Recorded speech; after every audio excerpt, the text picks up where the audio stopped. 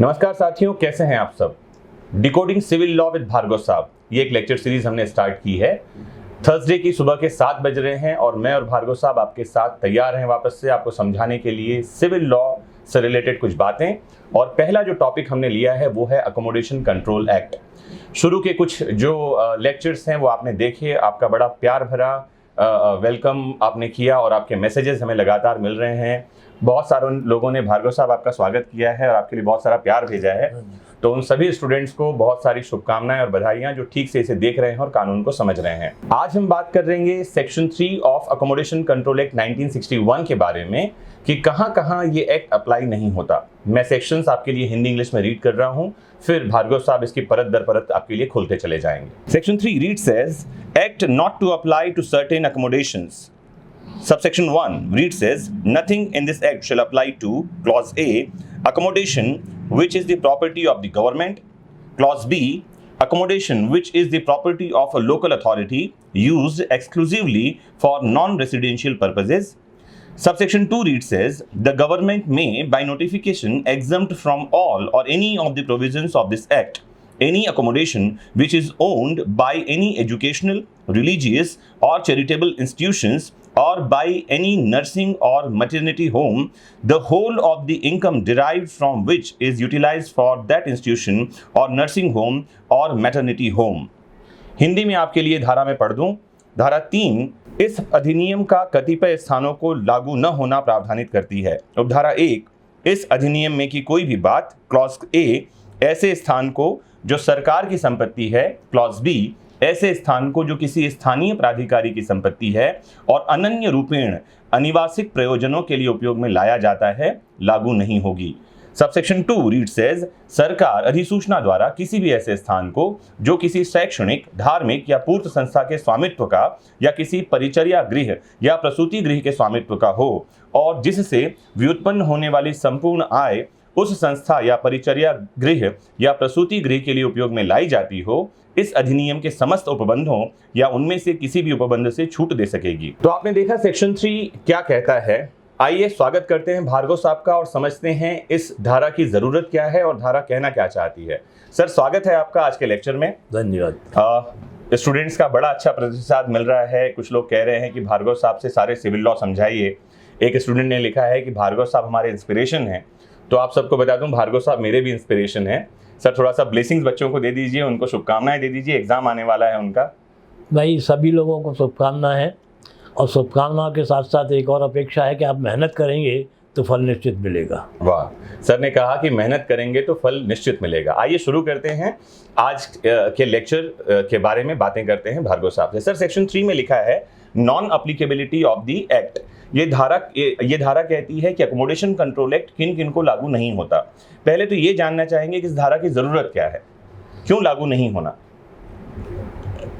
इस धारा को बनाने का एक्चुअली में उद्देश्य ये है कि जो शासकीय संपत्ति है जी, तो शासन का चूंकि हालांकि शासन और पब्लिक में कानून के सामने कोई उनमें अंतर नहीं है। रूल ऑफ लॉ सबको बराबर मानता है। रूल ऑफ लॉ सबको लागू होता है, लेकिन शासन की संपत्ति का मैनेजमेंट शासन द्वारा किया जाता है जी। और शासन की संपत्ति को शासन को अपनी नीतियों के अनुसार उनको थोड़ा सा लिबरल भी बनाना पड़ता है जी।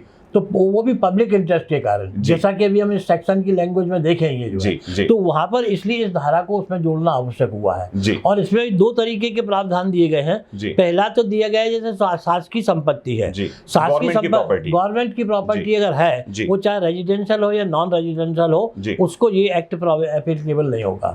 दूसरा जो क्लॉज दिया है सबसेक्शन 1 में, वो है लोकल अथॉरिटीज, स्थानीय प्राधिकारी से तात्पर्य जैसे आपका आता है नगर पंचायत है, नगर पालिका है, नगर निगम है, इनकी जो संपत्तियां हैं, लेकिन इनकी सभी संपत्तियां इस अकोमोडेशन से एक्ट से फ्री नहीं है। इनकी केवल वो संपत्ति फ्री है जो कि नॉन रेजिडेंशियल यूज के लिए आती हैं। अंडरलाइन कर लीजिए, वो संपत्तियां जो गैर निवासिक प्रयोजन नॉन रेजिडेंशियल यूज के लिए हैं। अगर लोकल अथॉरिटी की कोई रेजिडेंशियल संपत्ति अगर है तो उस पर अकोमोडेशन कंट्रोल एक्ट वहां एप्लीकेबल होगा, वो उससे कोई एग्जम्प्ट नहीं है। और सबसेक्शन 2 जो इसका कहता है उसके अंतर्गत गवर्नमेंट को एक पावर दी गई है कि गवर्नमेंट चाहे तो एजुकेशनल इंस्टीट्यूशन है, कोई चैरिटेबल इंस्टीट्यूशन है, कोई आपका मैटरनिटी होम है, कोई नर्सिंग होम है, इनको एग्जम्प्ट कर सकती है या तो सारे प्रोविजन से या कुछ विशेष प्रावधानों से जिसको गवर्नमेंट उचित समझती है। लेकिन उसके लिए एक कंडीशन है कि उन इंस्टीट्यूशन से होने वाली जो अर्निंग है वो उन्हीं इंस्टीट्यूशंस के बेनिफिशियरी के लिए यूज की जाती है। अगर एजुकेशन इंस्टीट्यूशन है और उसकी अर्निंग एजुकेशनल इंस्टीट्यूशन के लिए यूज ना होती हुई कहीं और यूज होती है तो फिर वो एग्जम्प्ट नहीं होगा उसमें। सर इसमें एक क्वेश्चन आता है कि जो एजुकेशन इंस्टीट्यूट की बारे में बात की जा रही है, ये प्राइवेट एजुकेशन इंस्टीट्यूट भी हो सकता है? एजुकेशनल इंस्टीट्यूशन कोई भी हो सकता है, तो उसको भी एग्जाम गवर्नमेंट कर सकती है। अभी एग्जाम्प्टेड है ऐसा नहीं लिखा? नहीं, उसमें देखिए वहां पर भी वही होगा कि गवर्नमेंट अगर प्राइवेट इंस्टीट्यूशन है और प्राइवेट इंस्टीट्यूशन से होने वाली जो अर्निंग है वो उस इंस्टीट्यूशन के बेनिफिट के लिए ही, माने उस इंस्टीट्यूशन का जो मैनेजमेंट है वो अगर अपने बेनिफिट के लिए ले रहा है तो एग्जाम नहीं होगा वो। जी, मतलब समझ लेते हैं, जैसे मान लेते हैं कि कोई एक कारोबारी है, बिजनेसमैन है, उनका कई तरह का बिजनेस है जिसमें से एक वो स्कूल की चेन चला रहे हैं, ऐसे समझ लें, और उसमें से जो इनकम होती है उस इनकम को अपने दूसरे बिजनेस में भी लगा रहे हैं, तो ऐसे वाले एजुकेशन इंस्टीट्यूट के बारे में बात नहीं हो रही है, क्योंकि एक्सक्लूसिवली वर्ड दिया गया, वर्ड लिखा गया अनन्य रूप से, मतलब एक्सक्लूसिवली फॉर दैट इंस्टीट्यूशन अगर उसकी अर्निंग हो रही है। एजुकेशनल इंस्टीट्यूशन भी जैसे मान लीजिए अगर दो हैं और दोनों को एग्जाम्प्ट किया है तो इसकी इनकम उसमें, उसकी इनकम इसमें भी दी जाएगी, उस इंस्टीट्यूशन की इनकम उसी में लगनी चाहिए। जी, तो मुझे उम्मीद है आपको ये बात समझ में आएगी। एक बार पॉइंट वाइज समझते हैं वन बाय वन सर से कि कौन कौन से जगह को, कौन कौन से स्थान को ये एक्ट एप्लीकेबल नहीं है। सर एक बार 1 to 1 बता दीजिए। देखिए, सबसे पहले तो property which is owned by government, ठीक है, माने शासन के द्वारा जो संपत्ति ग्रहण माने ग्रहण की जाती है, शासन की जो संपत्ति है उस पर लागू नहीं होगा। पहला पॉइंट आप नोट करें, गवर्नमेंट की वो चाहे रेजिडेंशियल हो चाहे नॉन रेजिडेंशियल, कैसा भी हो। जी, दूसरा एग्जम्पशन है लोकल अथॉरिटीज की प्रॉपर्टीज के लिए, लेकिन वो केवल नॉन रेजिडेंशियल। ध्यान से समझना, एग्जाम में यही प्रश्न आता है और आप कंफ्यूज होते हैं, वो रेजिडेंशियल नहीं होना चाहिए। जी, और तीसरा जो सबसेक्शन 2 में दिया है वो गवर्नमेंट को अधिकार दिया गया है कि गवर्नमेंट किन संपत्तियों को एग्जम्प्ट कर सकती है। उसके अंतर्गत education institution, charitable institution, nursing home, maternity home ये आते हैं, लेकिन इनके लिए कंडीशन जो लगी हुई है कि इनसे होने वाली अर्निंग उसी इंस्टीट्यूशन के बेनिफिट के लिए उपयोग हो रही है। सर अभी आपने बताया धारा 3 में कि कौन कौन से स्थान को ये लागू नहीं होता हमारा अकोमोडेशन कंट्रोल एक्ट। धारा 4 भी कुछ मिलती जुलती बात कर रही है कि स्पेसिफाइड पीरियड के लिए भी लागू नहीं होगा ये, तो क्या स्पेसिफाइड पीरियड है, किसको नहीं लागू होने की बात कर रहा है धारा 4? देखिए, धारा 4 उस स्पेसिफाइड पीरियड को वाले प्रोवाइड करता है, जैसे कोई व्यक्ति नया मकान बनाता है जी, उसके लिए है वन वो प्रोविजन। पुराना एकोमोडेशन अगर है, बन चुका है और उसमें किराएदार पहले से रह रहे हैं या बदलते रहे हैं, चले आ रहे हैं, तो उसको जो धारा 4 लागू नहीं होगी। मैं एक बार रीड कर देता हूं सर धारा 4। एक बार मैं स्टूडेंट्स के लिए एक बार सेक्शन 4 हिंदी इंग्लिश में रीड कर रहा हूं, आप एक बार देखें ये सेक्शन क्या कह रहा है, फिर हम एक्सप्लेन करते हैं ये है क्या। Section 4 reads says provisions of chapter not to apply to certain accommodations for specified period। Chapter 2 का पहला सेक्शन है ये। Section 4 कहता है nothing in this chapter shall apply to any accommodation of a part thereof, construction of which was completed before or after the commencement of this act for a period of 5 years from the date on which completion of such construction was notified to the local authority concerned। धारा 4 कहती है इस अध्याय के उपबंधों का विनिर्दिष्ट की गई कालावधि के लिए कतिपय स्थानों को लागू न होना। इस धारा में की कोई भी बात किसी ऐसे स्थान या उसके भाग को जिसका निर्माण इस अधिनियम के प्रारंभ होने के पूर्व या पश्चात हुआ हो, उस तारीख से जिसको कि ऐसे निर्माण के पूरा हो जाने की बात अधिसूचना स्थानीय प्राधिकारी को दे दी गई हो, 5 वर्ष की कालावधि तक लागू नहीं होगी। तो अभी हमने सेक्शंस रीड किया सर, ये कह रहा है कि निर्माण होने के 5 वर्ष तक, मतलब इसका एग्जाम्पल से हम समझें, अगर मान लीजिए कि 2021 में अगर किसी ने निर्माण कर लिया कोई मकान और वो किराए पर देना चाहता है, तो ये अधिनियम उस मकान को लागू नहीं होगा 5 साल तक। नहीं, ये अधिनियम नहीं, उसका स्पेसिफिक वर्ड है ये अध्याय। अध्याय माने धारा 4 से दूसरा अध्याय 2 चैप्टर 2 शुरू होता है जी। अभी जो धारा 3 तक था चैप्टर 1 था जी, अब धारा 4 से लेकर और धारा 11 तक जी 2nd चैप्टर शुरू होता है जी। तो धारा 4-5 से जो धारा 4 तो प्रोविजन ही कर रही है, तो धारा 5 से लेकर और 11 तक के जो प्रोविजन है, तो क्या बातें लागू नहीं होगी? वो अब उसमें जो आएगा है, धारा जैसे 5 में है कि स्टैंडर्ड रेंट से ज्यादा भाड़ा नहीं लेगा जी। धारा 6 में स्टैंडर्ड रेंट कोई पगड़ी वगैरह भी नहीं लेगा जी। अगर लेता है तो पेनल ऑफेंस भी है जी। धारा 7 में स्टैंडर्ड रेंट फिक्स करने की पावर से रेंट कंट्रोल अथॉरिटी को है जी। धारा 8 में रेंट में इंक्रीज करने के प्रोविजन है जी। उसी प्रकार से धारा 10 में रेंट कंट्रोल अथॉरिटी का किस प्रकार से इफेक्ट करेगा वो प्रक्रिया दी गई है। तो इसका मतलब आप समझें कि धारा 3, ये प्रश्न इसीलिए पूछा था मैंने ताकि स्पेसिफाई हो जाए, धारा 3 कहती है इस अधिनियम के लागू नहीं होने के बारे में। हाँ। धारा 4 कहती है इस अध्याय के नहीं लागू, केवल अध्याय 2 लागू नहीं होगा। अध्याय 2 मैंने जैसा कि मैंने शुरू में फर्स्ट उसमें बताया आपको, ये अध्याय में सेकेंड चैप्टर है, धारा 5 से लेकर और धारा 4 हालांकि इसमें भी इंक्लूड है, लेकिन धारा 4 से चूंकि प्रावधान कर रही है वो, तो अध्याय प्रावधान कौन से लागू नहीं होंगे? धारा 5 से लेकर और धारा 11 तक। तो आप समझें कि जैसे नया बना मकान है, नए बने मकान के लिए मकान मालिक उसको जितनी चाहे उतनी कीमत पर किराए पर दे सकता है। उसके लिए rent control authority rent fix नहीं करेगा, कोई रेंट फिक्स नहीं होगा। एडवांस वगैरह के बारे में भी ऐसे इसमें प्रोविजन है कि सेक्शन 6 में है कि 1 महीने से ज्यादा का एडवांस नहीं ले सकता है, वो भी हमें वो ले सकता है। तो यहाँ पर स्थिति माने ये है कि धारा 5 से और धारा 11 तक के जो प्रावधान है वो केवल एग्जम्प्ट रहेंगे 5 साल तक। 5 साल के बाद फिर एज यूजुअल आ जाए वो स्थिति आ जाएगी, और बाकी और जो प्रोविजन है वो सब यथावत लागू, वो सब लागू होंगे। मुझे उम्मीद है कि आपको धारा 3 और धारा 4 समझ में भी आ गई और ये बात भी क्लियर हो गया कि दोनों धाराओं में अंतर क्या है।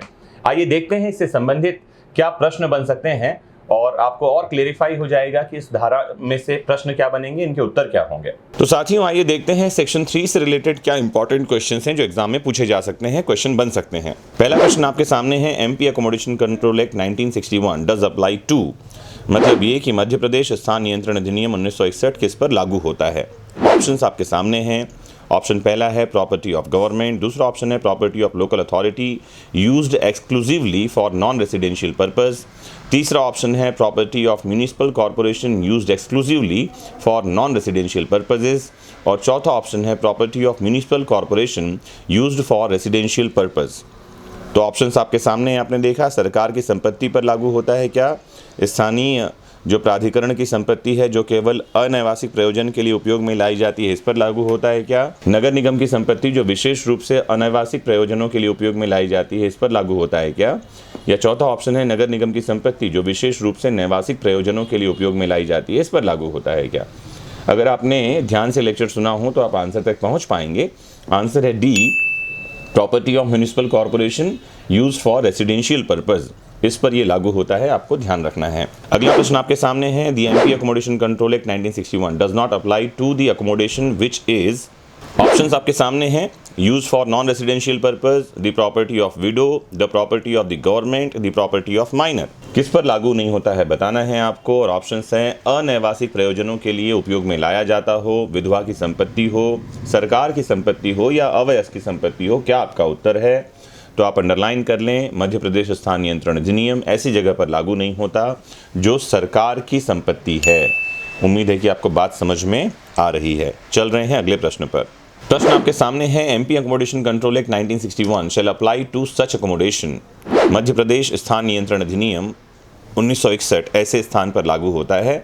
ऑप्शंस हैं, which is the property of the government, जो सरकार की संपत्ति है, दूसरा which is the property of local authority, जो स्थानीय प्राधिकरण की संपत्ति है, तीसरा which is owned by any educational institutions exempted by the government vide some notification, जो किसी शैक्षणिक संस्थान के स्वामित्व में है और सरकार द्वारा कुछ अधिसूचना से छूट प्राप्त है, या चौथा option which has not been used without reasonable cause for which it was let for a continuous period of 6 months, जिस कारणों से वो दिया गया था बिना उचित कारणों के 6 माह की निरंतर अवधि तक उपयोग में नहीं लाया गया हो। तो कैसे स्थान पर लागू होता है? ऑप्शंस आपके सामने हैं और सीधे आंसर पर लिए चलता हूँ। इसका आंसर है बी, और बी ऑप्शन है विच is the property of local authority, स्थानीय प्राधिकरण की संपत्ति है उस पर लागू होता है। चल रहा हूँ मैं अगले प्रश्न पर। अगला प्रश्न आपके सामने है, the accommodation let for residential purposes is required bona fide by a religious institution exempted under section 3 of MP Accommodation Control Act for occupation as a residence for itself। प्रश्न लिखा है कि निवास प्रयोजन के लिए भाड़े पर दिए गए स्थान की मध्य प्रदेश स्थान नियंत्रण अधिनियम की धारा 3 के अंतर्गत छूट प्राप्त धार्मिक संस्थान को सद्भाव आवश्यकता के निवास के रूप में व्यवसाय के लिए स्वयं हेतु आवश्यकता है। तो क्या इससे संबंधित सही है? ऑप्शंस आपके सामने हैं, आप आंसर दें और मैं आपको सीधे आंसर पर लिए चलता हूं। तो स्थान नियंत्रण अधिनियम के कोई प्रावधान उसको लागू नहीं होंगे। ये आंसर है, no provision of accommodation control act shall be applicable. चल रहे हैं हम अगले प्रश्न पर। MP accommodation control act 1961 shall not apply to such accommodation. प्रश्न पूछा जा रहा है कि मध्य प्रदेश स्थान नियंत्रण अधिनियम ऐसे स्थान पर लागू नहीं होगा जो, ऑप्शंस आपके सामने हैं और आप सीधे आंसर पर लिए चलता हूं भैया, किस पर लागू नहीं होगा। ऑप्शन है ए, बी और सी, और ये तीनों ही ऑप्शन सही हैं। डी आंसर है, ऑल ऑफ द अबव। मतलब ऐसी प्रॉपर्टी को लागू नहीं होगा विच is the property of the government, जो सरकार की संपत्ति है। दूसरा, which is the property of local authority used exclusively for non residential purpose, जो स्थानीय प्राधिकरण की संपत्ति है और केवल अनैवासिक प्रयोजन के लिए उपयोग में लाई जा रही है। या तीसरा, which is owned by any charitable institution exempted by the government vide some notification, जो किसी पूर्त संस्था के स्वामित्व में है जिसे सरकार द्वारा कुछ अधिसूचना से छूट प्राप्त है या छूट दी गई है। आंसर उपरोक्त में से सभी है, आप इसे अंडरलाइन कर लें और भूलना मत। चलते हैं अगले प्रश्न पर। अगला प्रश्न आपके सामने है, MP accommodation control act 1961 is applicable to. प्रश्न है, मध्य प्रदेश स्थान नियंत्रण अधिनियम 1961 लागू होता है, किसको लागू होता है आपको बताना है। ऑप्शंस आपके सामने हैं, accommodation which is the property of government, ऐसा स्थान जो सरकार की संपत्ति है। दूसरा ऑप्शन है accommodation which is the property of a local authority used exclusively for non residential purpose, ऐसा कोई विशेष रूप से अनैवासिक प्रयोजन के लिए उपयोग में लाई जाने वाली संपत्ति है। तीसरा ऑप्शन है educational institution which is notified by the state government, ऐसी कोई प्रॉपर्टी है जो राज्य सरकार द्वारा शैक्षणिक संस्थान के लिए अधिसूचित है, छूट दी गई है। और लास्ट ऑप्शन है इनमें से कोई नहीं, और आपका आंसर है डी, इनमें से कोई नहीं। तो आज के इस एग्जॉस्टिव लेक्चर में आपने समझा कि धारा 3 और धारा 4 के प्रावधान क्या हैं अकोमोडेशन कंट्रोल एक्ट के। हमने ओरिजिनल टेक्स्ट क्या है बेयर एक्ट का वो भी समझा, एक्सप्लेनेशन भार्गव साहब से लिया, और साथ ही हमने देखा रिलेटेड क्वेश्चन आंसर्स। अगर आपको हमारा ये प्रयास पसंद आ रहा है तो ज़रूर थम्स अप करिए, कमेंट करिए, शेयर करिए हर उस एक स्टूडेंट तक जिसको इसकी ज़रूरत है, आपको ऐसा लगता है। और साथ ही मकान मालिकों और किराएदारों को भी, जिनको पब्लिक ऑर्डर को मेंटेन करने के लिए इस कानून को समझना और जानना चाहिए। मोस्ट इंपॉर्टेंटली, अगर आप हमारे सब्सक्राइबर हैं तो भैया बेल आइकॉन क्लिक कर लेना ताकि आपको नए अपडेट्स मिलते रहें। जुड़े रहिए आपके अपने फेवरेट प्लेटफॉर्म वैदिक शिक्षा से, और हर थर्सडे देखते रहिए decoding civil law with Bhargav साहब। नमस्कार।